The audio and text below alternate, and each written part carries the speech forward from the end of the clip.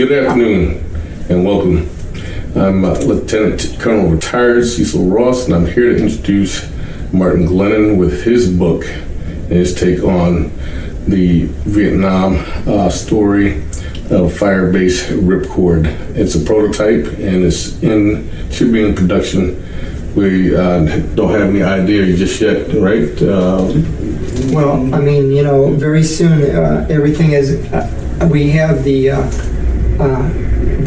workings to do the book, and this is a prototype of the book right here, which is called Decisive Battle at Firebase Ripcord, a Medic's Story, because I was a medic with the 2nd and the 506 Infantry, 101st Airborne. I was in 2nd Platoon, 2nd and the 506 Infantry Alpha Company.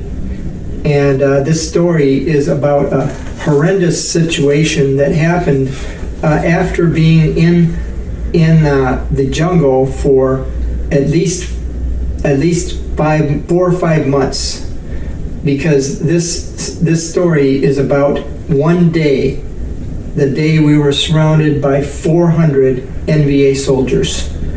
My company, Alpha Company, 2nd and 506 Infantry. By God's grace, we made it through it. But I'm going to explain a little bit more about it and what things that happened and things that were. We were in I Corps, which is the very top part, right under the DMZ, and Khe Sanh happened in 1968-69. We were 1970. We were 101st Airborne. Khe Sanh was mainly by Marines, mainly manned by Marines. They had backed off by 69, the end of 69, and 1970, the 101st went up to that area, and we were walking around that area.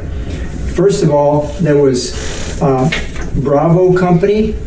Bravo Company was up there in the mountains, and they got surrounded by the NVA, and they were almost wiped out. But by God's grace, they made it through it. And then Charlie Company, the next month, around April, May, was surrounded. Charlie Company was surrounded, and what happened in that situation was the medic, Gerald Cafferty, which is a friend of mine. He was in that Charlie Company, and what happened was they were up on a little mountain in the jungle in Vietnam, and they got a nuke CO, which is captain, and that captain there had them was kind of relaxed because he came from the southern part of Vietnam, another unit, and he was transferred up to the 101st, and he didn't realize that there was so much activity, and so what he did is he put his hammock up, and putting a hammock up on a hill is a very dangerous situation. I would say so. And they were surrounded by NVA, and then at night the NVA penetrated their perimeter, and one of the first ones to be killed was the Charlie Company CO, who was sleeping in the hammock. He did not expect that, and evidently he took almost a direct RPG hit, so there wasn't much left of him. And then, April, May, then there was June. In June, by June 4th, our company, Alpha Company, was then asked to go to the area called Hill 1000. Hill 1000 was famous for the NVA being up there towards the top. They believed that particular Hill 1000 was a little bit like it had underground tunnels where they would come up, and so 1,000 feet 1,000 feet in the air was Hill 1000. That's why they call it Hill 1000. And my friend, who was in our company, the John Kuzer had taken over the second position, but the first position was taken by a man who was he was very, very jittery because he was short. By being short, I mean he didn't have very much time left, maybe 30 days, and he was walking point, and he was so nervous that he just told the captain, "I can't do it anymore, have somebody else do it." Mm-hmm. So what do you mean by short? You mean short on time? Short on time. He was within 30 days, he was going to be out of Vietnam, and he was very nervous. So he left that position. And he said, "I can't do this anymore. I can't go point." He was at the halfway part of going up to Hill 1000 to the very top. And the NVA were up there. They were just waiting for us. And he had a premonition that it wasn't going to work for him. And so he backed down. But then a courageous young man named Waylon Norris lifted his hand. He was only there less than 60 days. He was kind of like they call him a newbie, a new guy. And he said, "I will do it." And so he went up there, and then the second man behind him was my friend, John Kuzer. And so then they started from midpoint, started going up higher. And as they went up higher and higher on the mountain, they were more and more cautious. However, Waylon Norris, who happens to be the brother of Chuck Norris's brother, he was in Vietnam in 1970, yeah. Wow. Chuck Norris's brother, Waylon Norris, walked point that day. And I was the medic for 2nd Platoon, and he had come over to our platoon, and he was walking point for us. And he was at first he was in another platoon, but then he started to come to 2nd Platoon. He was with 2nd Platoon. So he volunteered, he went up there, and sure enough, as he went going 3/4 to the top, there was some trees, a tree line. And from what I understand, Kuzer said that John Kuzer, who was my friend, he said that the NVA came out from behind the tree, and he took his AK-47 and he shot Waylon Norris, and he shot him in the heart. Of course, there's nothing that can be done in the jungle when someone's shot in the heart. It would take a miracle for them to get out, and he only lived maybe 5 minutes at the most. And I was sent up also. There was another medic there, and I came up second. I checked his pulse, and being a medic for Alpha Company, he was with our unit, and he had no pulse. He was gone already. So the fact of the matter is that that's the story of Waylon Norris, who was Chuck Norris's brother.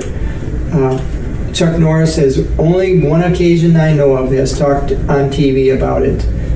He's very guarded on that specific thing that happened.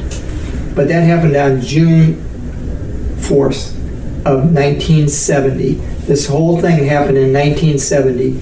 And so July was the next month.